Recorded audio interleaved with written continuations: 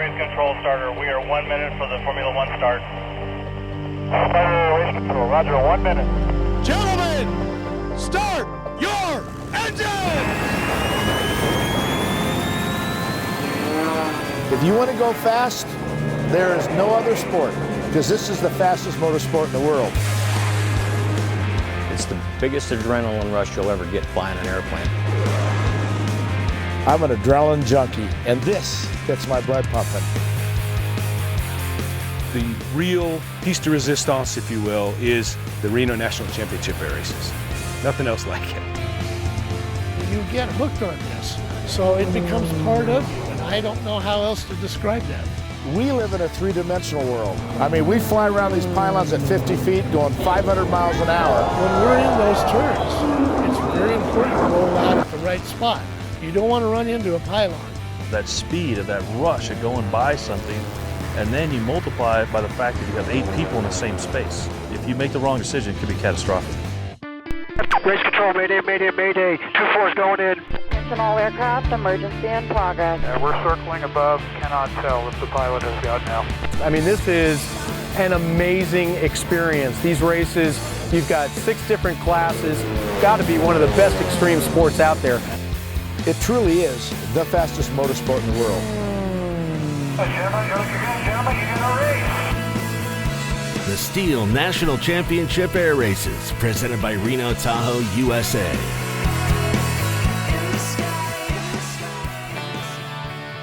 And here we go from the biggest little city in the world, Reno, Nevada.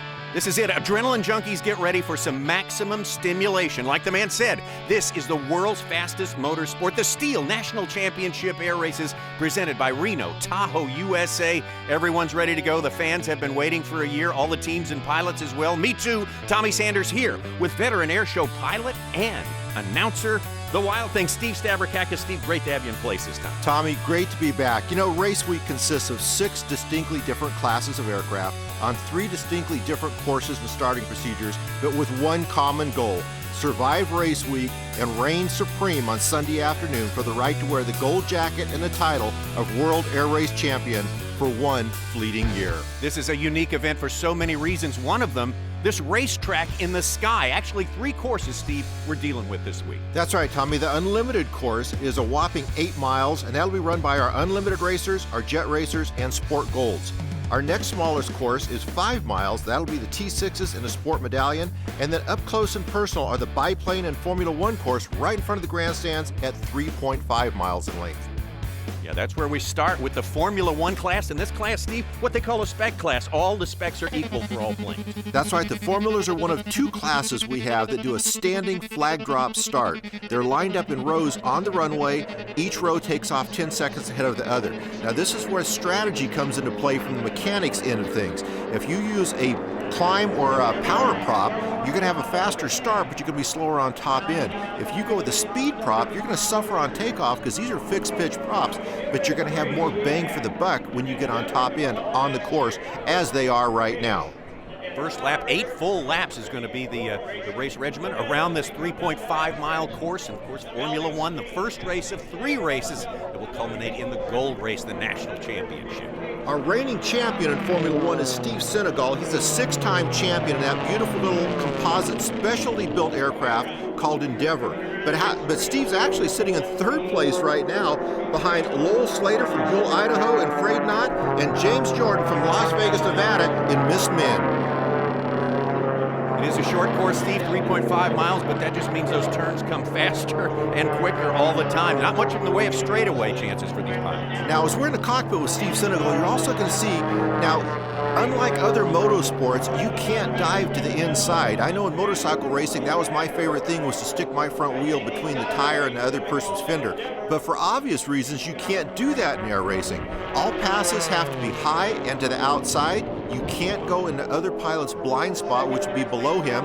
So as you watch Steve Senegal trying to get around Miss Min, that's James Jordan from Las Vegas, Nevada, you'll watch how he seems to be high. Well, he actually is. Unfortunately, this means he's flying a longer course, so he's going to have to hope that they put the right prop on this airplane. Now, getting back to some of the technical aspects of these airplanes, they're all powered by Continental O200 engines, which O means they're opposed cylinders, 200 means 200 cubic inches. These engines are normally found in Cessna 150, 152 aircraft. On one Cessna 152, they run about 2,750 RPMs. These guys are running between 4,200 and 4,500 RPMs. Stock, this engine makes 100 horsepower. These Formula One racers are making 160 horsepower plus, depending on their setup. Also, one of the ways they're getting these RPMs are on a Cessna 150, they run a 72-inch propeller. These guys are running a short, wide propeller, usually no longer than 54 inches long, so they're able to really turn the RPMs up on these little O200s. Similar specifications required of these teams as far as things like wing area and fixed landing gear. Yeah, they're also regulated by weight. The aircraft has to weigh at least 500 pounds, and the pilot weight has to be at least 150 pounds or above as well. Now, this class is a descendant of the 1936 midget racing class, which formed way back when. It actually became a class of their own in 1947 and has remained the only pure racing class, the oldest racing class, specifically for these airplanes. Yeah, back in the 1960s and 70s, Ray Cody had an amazing string of 12 Formula One titles. That was back when you could take a fabric-covered shoestring or cassette racer and be very, very competitive. White flag, white flag. However, in the 1990s, John and Trish Sharp took the Formula One class into the space age with 9 straight Formula One titles in their Nemesis racer, a highly specialized Formula One racer. It was then that most of these racers knew that they were going to have to get into the space age. They couldn't really be competitive with just a fabric-covered airplane anymore. Well, believe it or not, we've already reached the last lap of this race. 1A in Formula One. Lowell Slater running a flawless race so far. He's extended his lead. Meanwhile, watching a great race that has developed between second and third place, James Jordan and Steve Senegal. Yeah, unfortunately, they've been so busy racing each other, they've opened the doors for Lowell Slater to run away with this first heat of the Formula One racers. Yeah, this first heat is going to go to Lowell Slater. Look at this, really, really dominant in race 1A. Checkered flag, checkered flag. And now the real race as they go for second or third. Is it going to be James Jordan or Steve Senegal, your reigning champion? He dives down, tries to take altitude for airspeed. It's not going to be enough. Second place is going to go to James Jordan from Las Vegas, Nevada in Miss Min. Well, this one's in the books now. So great to be underway here in Reno. These planes flying 50 feet off the deck. Here's your leaderboard. First place, Lowell Slater and Afraid Not. Miss Min, James Jordan. Second place, and Steve Senegal and Endeavor in third place. And look at that dominating speed, that average speed of 253 miles an hour for Lowell Slater. That is important. He has fired a shot across the bow of these other planes in the F1 class. When we come back, we're going to take a look at some important history as we move to T6. The STIHL National Championship Air Races is presented by Reno Tahoe, USA. All seasons, 1,000 reasons. Travel Nevada, Nevada, a world within, a state apart. And by STIHL, the #1 selling brand of gasoline-powered handheld outdoor power equipment in America. You found the STIHL National Championship Air Races, presented by Reno Tahoe, USA.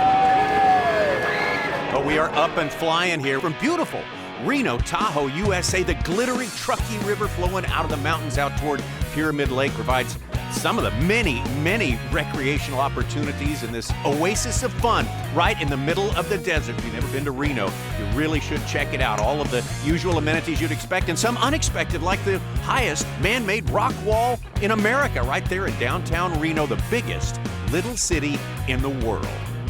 Tommy, next we're going to go to another one of those distinctly different classes I talked about. They're big, they're heavy, they're tail draggers with exceptionally narrow gear, something you normally don't want to find in an airplane, but it worked out well for these guys. Here's why. This is the beginning of a routine flight of Army training planes. These cadets are learning fast and will soon be full-fledged flying members of the Army Air Corps. The T6 is basically a World War II trainer. It was designed to train pilots before they went on to other fighter airplanes. Basically, throughout World War II, virtually every branch of the service used these as the advanced trainer. After the pilots completed their training in these aircraft, then they went on to other branches. They either went into bombers, fighters, transport, but no matter where you ended up, virtually everyone went through the AT6. We made it a stock airplane class, so it's basically everything is stock, and it comes down to how well your crew prepares it and how well you fly the course and how much you can get out of your engine.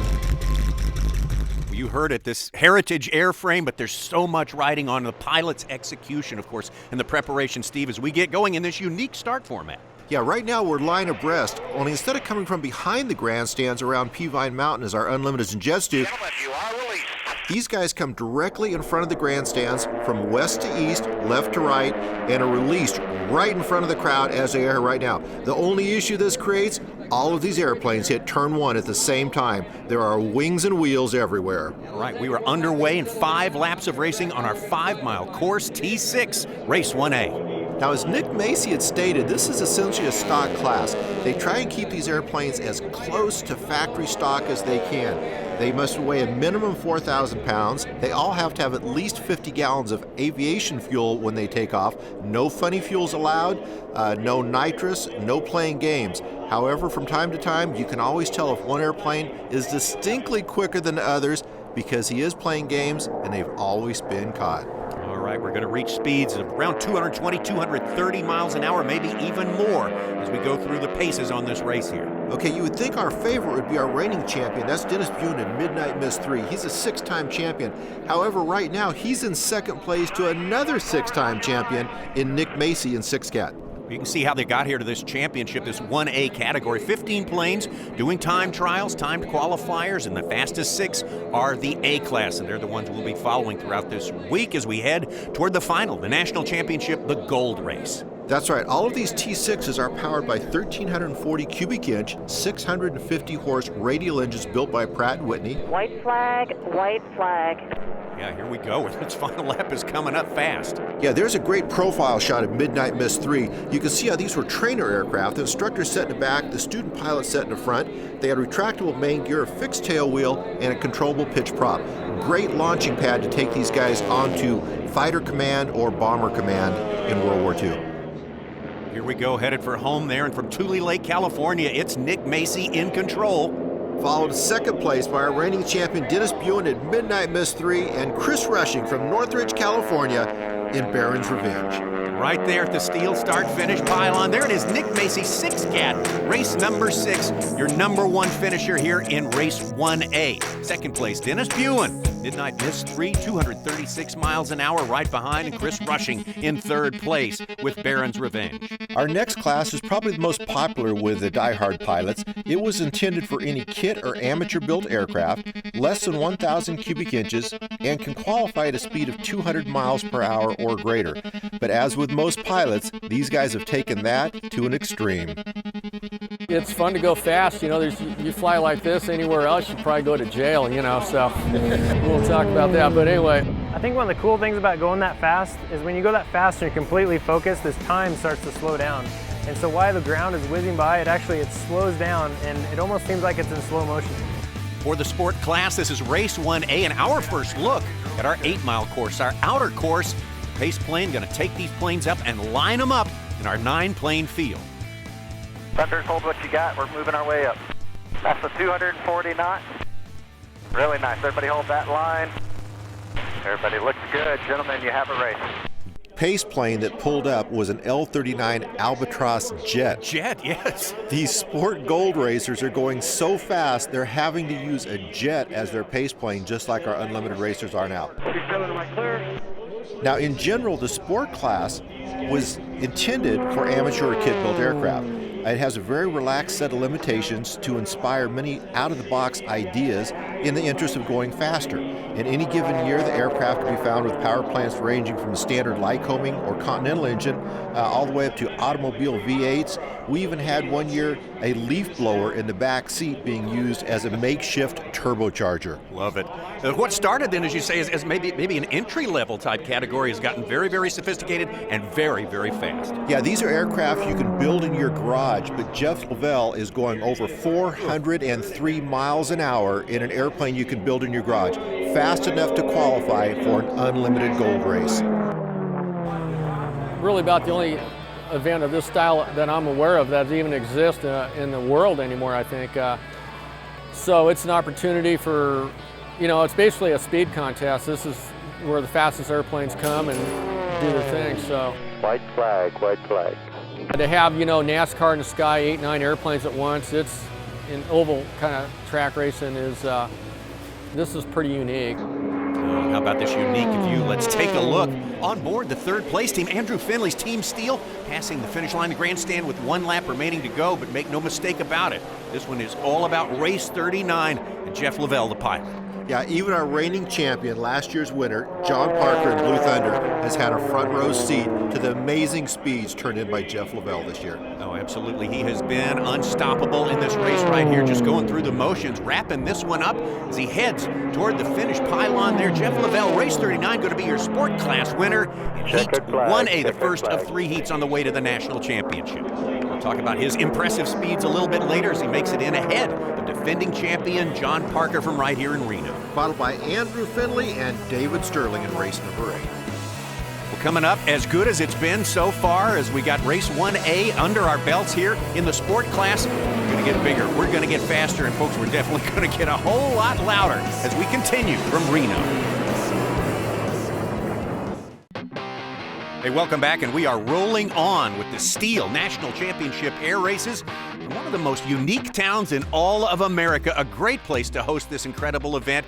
Reno, Nevada, right here on the Truckee River. So much going on here, an oasis of fun, as they say, right in the middle of the desert. The outdoor festivals, all the art. It is a big city feel in a small town. That's why they call it the biggest little city in the world. Tommy, everybody loves a biplane, but at Reno, these are not ordinary biplanes of nostalgic lore. They're small, they're fast, they're a handful in the air, and even more so on the ground. The Wright brothers flew a biplane. I mean, it goes back to 1903. World War I, most of those planes were biplanes. There's just a certain passion for biplanes. When you see a biplane go over your house, it's just something special, at least to me. That's Jeff Rose talking about his passion for biplane racing as we get ready. Another standing start, just as we had in Formula One on our short course, our 3.5-mile course. Steve, these planes are updated for the 21st century, to be sure. Yes, but they do have limitations. They are limited to a 360 cubic inch engine, fixed pitch propellers, and fixed landing gear. Jeff Rose's plane is called the Reno Rabbit, shamelessly trying to pick up some local crowd support right here. They support all these pilots, so this is an enthusiastic crowd as you'll find anywhere in the world. These 150,000 plus crowds that show up every year in Reno. Jeff Rose's airplane is a Mong Sport, whereas most of our pilots are flying the Pitt Specials, the little aerobatic biplanes so popular at the air shows worldwide. Going to get speeds getting up close to 225 miles an hour with these little planes. They may be a touch slower, but so much fun to watch. They're so agile, sort of the quarter horse of these categories here. Yeah, agile they are. That's what makes these airplanes so popular in the aerobatic arena, is both competition and air show airplanes. As you can see, they have to look through the cabane struts, though, because they've got that top wing in the way that a monoplane does not have. They also are very, very quick handling on the ground. They're very short coupled. They've got fairly narrow landing gear. So while these airplanes may have a tough maneuver, landing one of these tiny airplanes is the toughest maneuver these pilots have to look forward to. 2 of 6 laps under our belt here, and of course holding on to that lead, not a huge lead, as Jeff Rose hanging on there with the Reno Rabbit. Not far behind him though, Eric Zeen, the sunny side up. Now there's a great cockpit shot. You can see how that airplane is all the way up to his to the top of his shoulders. You wear these airplanes, you don't really get in them, you put them on. Yeah, there's a great profile shot of Kirk Murphy's Pitts S1S Lady Luck right there. Kirk Murphy in the top 3 as we head near the halfway point in this race here. Jeff Rose and Reno Rabbit hanging in there. Getting here to Reno has not been easy, however, for Jeff Rose and his team. This has been a rough year, I'll be honest. This is a new engine for us, and this is our third attempt with this cylinder right here, trying to make it break in. So we spent our summer testing, taking it apart, having it reworked, putting it back together. We had a pretty tough year getting here. We thought we were gonna have to put our spare engine on. Well, all the extra work, all the anxiety has paid off, at least for now. Reno Rabbit and Jeff Rose holding on to a lead. Not much of a lead right now. Look at that battle for second place between Eric Zine and Kirk Murphy. Look how close the shadows are as they cross over the tundra. Here we go now. That's Kirk Murphy diving down. He's trading altitude for airspeed, trying to get past Eric Zine. It looks like he's going to make the pass by one fuselage. Let's see if he can hold that around the final turn. As they dive in, wing goes up. This is race 1A in the biplane class. Of course, he'll be doing 3 races on the way to a national championship. The crowds really love this class. White flag, white flag. Looks like Eric Zine has made that pass back. Kirk Murphy wasn't able to hold that position. Okay, here they go now. It looks like Eric Zine in the yellow airplane is down low and ahead as Kirk Murphy shoves the nose down and dives for the steel start-finish pylon, but not in time. 1 lap to go for the leaders in this race 1A in the biplane class here, and still out front, Reno Rabbit and Jeff Rose. Race 23. Can Kirk Murphy put together one last charge to get around Eric Zine? He's got less than 1 lap to do it in. We're in the cockpit with Jeff Rose right now as he's got a comfortable lead. Checkered flag, checkered flag. There you hear it, the checkered flag, and a first place finish for Jeff Rose and Reno Rabbit right there, top points. But boy, the battle is for second place points as we head into the wire with these two. That's right, a couple pit specials doing battle on the field right now as they dive down. It's Kirk Murphy on the outside the red pits. It's Eric Zine on the inside the yellow pits. They both shove the nose down, trading altitude for airspeed as they dive for the steel start-finish pylon. Can he do it at the end? Watch this one. Oh, close as it gets, a photo finish definitely, but I think it was Kirk Murphy who could not make it happen on Eric Zine. Wait a minute, Tommy. It looks like Zine cut that last pylon, which gives him a 12-second penalty, automatically bumping him back to third place, giving second place to Kirk Murphy. Yeah, here we go. Another look at that infraction right there, cutting the pylon. That's pylon number 3, and cutting a pylon is a time penalty in this case. But the story at the top, undeniably that of Jeff Rose and Reno Rabbit. Look at that average, over 10 miles an hour faster than his nearest competitor, and that makes Jeff Rose the owner of the STIHL Power Move. Man, I feel good. As nervous as you get before, you're that much energized when you're done. It's awesome. I have steady hands. I'm a dentist, right? Right now, they're shaky. The crowds here in Reno are getting their money's worth when it comes to tight racing, and the tight racing only gets tighter when we come back after the break. The STIHL National Championship Air Races is presented by Reno Tahoe USA. All seasons, 1,000 reasons. Travel Nevada, Nevada, a world within, a state apart. And brought to you by STIHL, built in America, believing in America.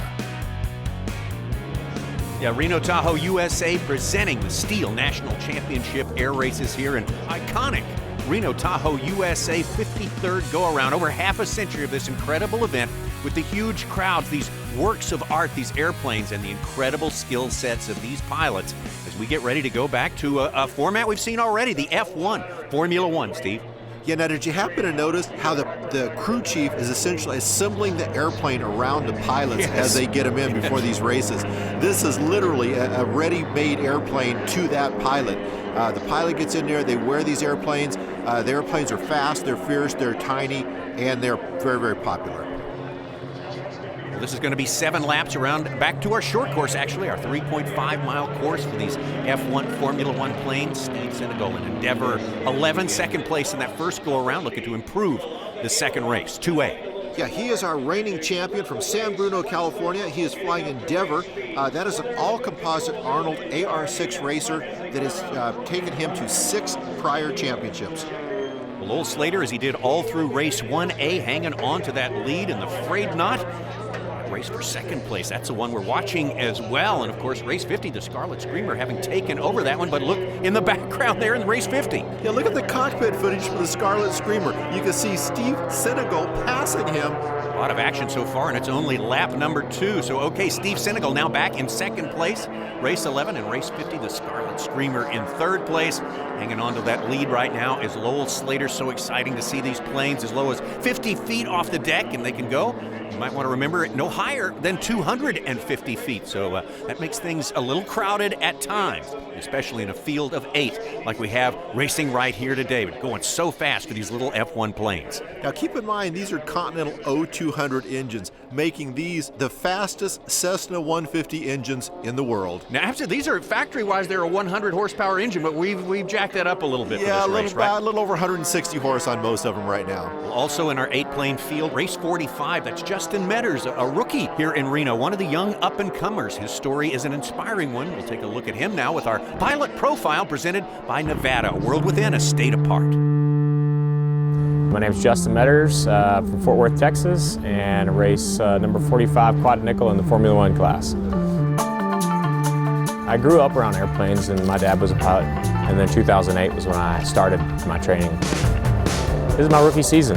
First time here, came in June to Pylon Racing School, and then been training at home between then, flying the airplane a bunch and making sure that I'm really good in the airplane as far as the way I handle the airplane and things like that. Back in 1999, I did road racing and had a pretty high speed get off from my motorcycle, about 150 into the ground, and ended up paralyzed. You know, it took a long time to recover from all that stuff and get back to some kind of a normal. And then I wanted to stay active, so I started getting into wheelchair sports and things like that. I started racing hand cycles and racing wheelchairs, got into triathlon, and then at some point I decided that I needed to get back into some kind of a motorsport, so I started getting into flying again. Most airplanes, the rudder is controlled with your feet and the brakes are controlled with your feet, so my airplane we had to remove all of the foot controls and change everything over to hand control only. So we took everything out that was foot control and replaced it with a system that we designed for a hand-operated rudder and hand-operated brakes, and also a throttle that I can access while I'm doing all that as well. At a certain point I had to make a decision whether I wanted to continue pursuing triathlon on a level to go to Rio for the Paralympics, or if I wanted to focus on my flying and get here to Reno for racing, and I chose airplanes, of course. Pretty much airplanes are above everything else for me, so it wasn't that tough of a choice. The airplane that I'm flying was a friend of mine's airplane. We lost him in a plane crash on July 4th, and his daughter asked if I would continue flying it and racing it here this year. So it's kind of a special thing for me to be flying this airplane this year. To me, flying has always been the thing that I wanted to do, even when I was a little kid. You know, every time my dad's airplane started, I wanted to be in it and going. Every time I hear an airplane flying over, I look up to see what it is. You know, it's just, airplanes have always been my passion. When this opportunity kind of came along, it was just like one of those things where I was like, it's not even really a choice for me. I'm definitely going to go do the airplane thing. White flag, white flag. As an experienced pilot, my hat's off to Justin Metters. I can't even imagine trying to land a Formula One without my feet. Absolutely. Hey, congrats to Justin for flying his way into the top field, the gold field here in F1 as we get ready to wrap this one up. And hats off to Lowell Slater. Look at this guy taking 2 races back-to-back here, 1A and 2A. He's your champion in both. He has got the top position as we head into the gold race. Steve Senegal found more speed, made second place in this one, and the Scarlet Screamer race 50 in third place. But 2 races, 2 wins, 1A and 2A. That's why Lowell Slater is the model of consistency, his team on top, and that's why he's one of our Reno Tahoe top guns. Do it? We did it. Did we come in last? Afraid not. Hey, there you go, Lowell Slater, a little branding and trash talk at the same time. But when we come back, the bad boys of air racing take to the sky. STIHL National Championship Air Races presented by Reno Tahoe USA. This is the 53rd edition of this institution, this event. And of course, if you like a casino experience for more than 50 years, Reno has been a fantastic destination out here in the desert. As they like to say, Reno is a playground like no other. And now it's time for really our marquee class here, Steve, the Unlimited. Yeah, probably the crowd favorite without a doubt. These are direct descendants of the old Cleveland National Air Races. The favorite mount are World War II fighters. Essentially, any piston-powered, propeller-driven aircraft is acceptable. Superchargers, blowers, turbos, funny fuel, it's all welcome in the Unlimited class. But before they get to the course, Steve Hinton and the Planes of Fame CT-133 pace plane will take them out to the west. They'll form up on him in an echelon formation. He'll bring them behind Peavine Mountain. They'll get line abreast in wing formation as he brings them onto the course. All right, we're back on our big course, our outer 8-mile course, and these planes are up in the air and readying for the start. Outstanding formation, boys. Nicely done. All right, wings are coming level and down we're going. All right, gentlemen, you're looking good. Gentlemen, you got a race. You heard Steve Hinton say, gentlemen, you have a race. That means he's released our Unlimited racers on the course. Now they have to stay in their respective lanes. They can accelerate ahead of the airplane next to them, but they can't change lanes until they get to the guide pylon. That's a light on the mountain directly ahead of the aircraft. Once they get to the guide pylon, it's race on. And race on it is for the young air race phenom, Stephen Hinton, 6-time World Air Race champion in the 2-time champion, Bob Button's race number 5 Voodoo. This is the airplane that basically had himself to beat all week long. With the absence of Strega and Rare Bear this year, everybody pretty much figured it was his race to lose. However, it wasn't just his race to lose. Engine builder Jose down at Vintage V12s took this 1,649 cubic inch Rolls-Royce Merlin engine and pumped it up to a whopping 3,800 twin supercharged horsepower. Will it stay together? Stephen Hinton and Voodoo definitely a part of all 3 races leading up to the championship last year here in Reno, and couldn't quite bring it across the finish line in the proper position. But as you mentioned, Steve, with some of that competition gone this time, in the driver's seat, just hold it together, get it home. That's right, about 10 years ago, the Merlin engines had a bearing problem. There's a bad batch of bearings going around, and until they actually discovered what it was, they were having a tough time keeping these amazing Merlin engines, these V12 liquid-cooled inline engines together. And it looked like the raw cubic inches of the radial engines on the Sea Furies and the Bearcats may be the dominant airplane. However, with 8 consecutive victories since then, they worked out the problem, and they came back with a vengeance.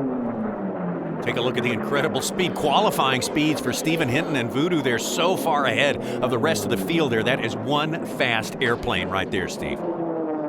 Speaking of fast airplanes, in second place is the world's fastest rookie, Jay Consalvi, a decorated F-14 combat pilot making his debut in Reno in style. Again, James holding down second place, third place. Currently, Brian Sanders, Dreadnought, the Sea Fury in third place, but they're all chasing this guy, Stephen Hinton, as we head into the final lap. And I tell you what, the crowd here really enjoying our first look at the Unlimited class of our race meet here. And they come here not just for the visual treat, there's also something for the ears as well. They come from worldwide just to hear the sounds of a highly tuned Mustang on this closed course.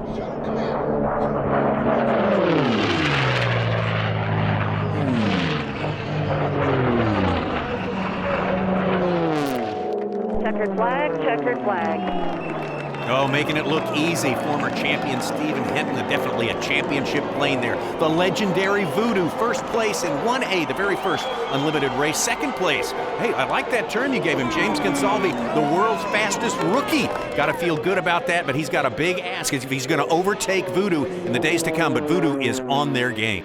We'll just kind of go over it with a fine-tooth comb. It's kind of routine to pull the engine apart. We'll pull the valve train up off, torque the heads, retime the engine, run the valves, retime the magnetos.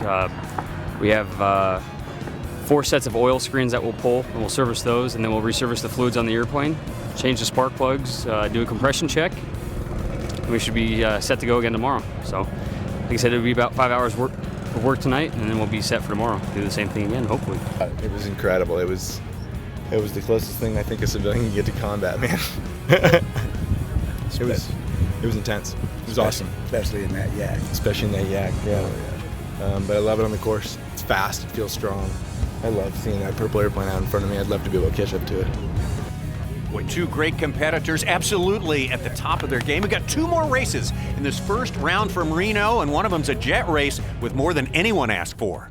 We're watching the STIHL National Championship air races from Reno, Nevada. A great place, full of surprises. Anything can happen. In fact, any place can have a rodeo, but here, you can get a camel rodeo. Steve, what's that like? Yeah, I couldn't tell you, Tommy. I grew up in the country, and we rode just about everything, but I can honestly say we never rode ostriches or camels. That's hard to believe, but I'll take your word for it. Right now, let's get ourselves out of the chute. Let's jump on board with Team STIHL as the pace plane lines them all up for race 2A in the sport category. Very nice. 4-7, stay in there in the stack. Everybody hold what you got. Very nice line. 275 knots. Gentlemen, you have a race. Well, we start out where we left off after race 1A, the first of these three races here with Jeff Lavelle, race 39, certainly dominated, about 10 miles an hour faster on average than the rest of the field here, Steve. You know, Jeff is running a twin-turbo, Lycoming TIO 580 cubic inch six-cylinder engine. I don't think I've ever seen one go this fast. Again, he qualified at over 403 miles an hour, fast enough to run with the Unlimiteds if the plane qualified. The speeds they're getting out of these airplanes is phenomenal nowadays. So again, we've got Jeff out front in that TIO 580 Lycoming. The airframe is a glass air, which is a composite aircraft. Now this is actually an older design for home-built airplanes. In second place, we have John Parker in that beautiful Thunder Mustang 2 powered by the V12 Falconer engine, and then Andrew Finley in the Lancer Legacy 2000 taking up the third spot. Well, everyone remembers last year the defending champion John Parker from Reno, so the home crowd definitely a big hero to them, and finally broke through after many years of trying with a championship, a national championship in the sport class. You know, Tommy, one of the things that makes this class so popular is what we're seeing right here. We've got three distinctly different airframes, three distinctly different power plants, all running 1, 2, and 3 very competitively with each other. Yeah, so much diversity in this class, which was, as we mentioned before, started out as sort of an opportunity for the kit-built aircraft owners to get into the racing game. Here it's certainly gotten more sophisticated, more fast and speedy as the years have gone by. Wait a minute, now I'm seeing smoke out of Andrew Finley's airplane, enough so that it's showing up in the shadow on the ground. Look at the smoke coming out of Andrew Finley's airplane right now. Andrew Finley got an issue to deal with right now. It's kind of not a good time to ask him because these guys are busy in those cockpits right there. And this class in particular, you've got so much to monitor, so much to take care of. And I think Andrew Finley, as a matter of fact, Andrew Finley has got a word for this process. They call our class the Twizzler. And when we're flying formation, we're kind of twisting the engine, making sure the engine's good. Then we look up, make sure we're still next to the other guy, then twist the engine. And so there's a lot more engine management going on in our class, especially when we get that horsepower up. So we have manual systems where we're turning on that ADI, the water methanol, changing RPM, changing the mixture. So we're constantly adjusting, and you're adjusting that mixture, you're listening for a tone change, then you're glancing down, you're trying to look to see what is my air-fuel ratio, what's my intake temperature, all that stuff. So you're constantly looking around to see what's going on and trying to make sure that engine's happy, you're flying a great line, and trying to get ahead of that guy in front of you. White flag, white flag. White flag for Jeff Lavelle one more time as he dominates this sport class with that TIO 580 Lycoming powered glass air. Right behind him is the popular John Parker. Again, he's a decorated combat pilot flying this Thunder Mustang 2 powered by a Falconer V12. He has 2 championships to his name. He'd love to add a third this year. Absolutely. Jeff Lavelle, though, this is like a replay from race number 1A. Jeff Lavelle dominant. Maybe not as big a lead as he had when he was coming into the final lap of the first race, though. But Parker's going to make him earn this one. Look how close they are. Our graphics showed it. He is right on him. John Parker going high. So it's going to be a one last chance dive here to see if he can catch Jeff Lavelle. But I don't think it's going to happen this time either. Jeff Lavelle just has too much for the rest of the field this year with that TIO 580 Lycoming powered glass air. When we come back, wow, some unexpected developments, really unexpected developments in the jet class. Race control, mayday, mayday, mayday. 2-4's going in. Attention all aircraft, emergency in progress.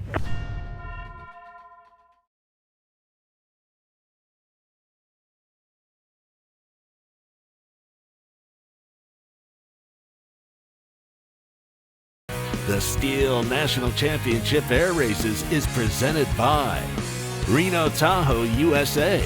All seasons, 1,000 reasons. Travel Nevada. Nevada, a world within, a state apart. And by STIHL and the 36-volt STIHL Lightning battery system. What can you do on a single charge? STIHL National Championship Air Races 2016. Reno, Tahoe, USA. This is Stead Airport, just outside of Reno, Nevada. Huge crowds each and every year for this competition. A lot of them come out to see this, maybe the fastest of the classes, although it's pretty tight between this and the Unlimited. The jet class, 500 miles an hour, sometimes even a little above. It's fast, exciting stuff on our big course last year with the Vampire jet overtaking in the final moments of this race, much to the delight of the crowd. Again, this is Sean Cushing holding his lead over Pete Zaccanino. But wait a minute, Pete says second place isn't good enough. This is the last lap, folks. Rounding pylon 7, 8, 9. This is the last turn before the finish. Can Pete do it on the outside? He's doing it. He's done it. Pete Zaccanino has gone from second to first on the last turn of the last lap. Oh, what a great story from last year. Pete Zaccanino shows up with this kind of cute, friendly little twin-boom de Havilland jet and winds up taking the gold, the national championship. Nice job, Gold Jets. Gentlemen, you have a race. As our jets are released onto the course, you know, Pete showed up with high hopes of repeating his championship from last year in that little de Havilland Vampire jet, but he's had a couple obstacles standing in his way. That two-time champion Rick Vandam flying an L-39 American Spirit, and Sean Cushing flying an L-39 Fast Company, both of them qualifying ahead of Pete this year. So he's got a couple L-39s he's going to have to pass and overcome if he plans on repeating his championship. You know, interesting enough, the jet class actually started out as an exhibition race between the Stoli Miggs and Jimmy Leeward back in 2000. All three of them were flying MiG-17 swept-wing fighters, and it was just an exhibition between three of them to see if the airplanes would even fit on the Unlimited course. And they were told, no afterburners, don't play any games. Well, you know, boys will be boys. It didn't take long before we had three MiG-17s in full afterburner on the Unlimited course. The crowd went nuts. We all loved it. Everybody enjoyed it, but the FAA, and they said, okay, possible, but not under those conditions. So the class has been rewritten. It's limited to production aircraft with non-swept wings and, of course, no afterburners after that first exhibition flight. Well, our top qualifier, Rick Vandam, living up to his billing so far. He's had the lead since the start of this 6-lap race. And, of course, he's gone fast, 5:13 to qualify, but you don't want to go too fast in this That's class. right. The FAA has imposed a 525 mile per hour maximum speed in the interest of safety on our jet class. All right, we talked about the twin-boom Vampire we've had in this race, the champion from last year. Actually, a second Vampire has joined the race, piloted by Zachary McNeil. My whole reason of bringing this here was to beat him. My team, that's our goal, is to beat him. I want to beat Pete Zaccanino bad. We have some competition out there. There's another Vampire here. So far they've been struggling. They're learning what it takes to have a Vampire in the races, and it's not easy. We're out here racing, so there's always that competitive edge and desire to be first and win. And so, of course, yeah, we'd love to beat Pete. They're running real strong this year. That's an old first-generation fighter. It is not easy keeping that beauty race ready. Difference between flying ready and race ready. And they're learning that, and they haven't had the best speeds. He is a brilliant pilot.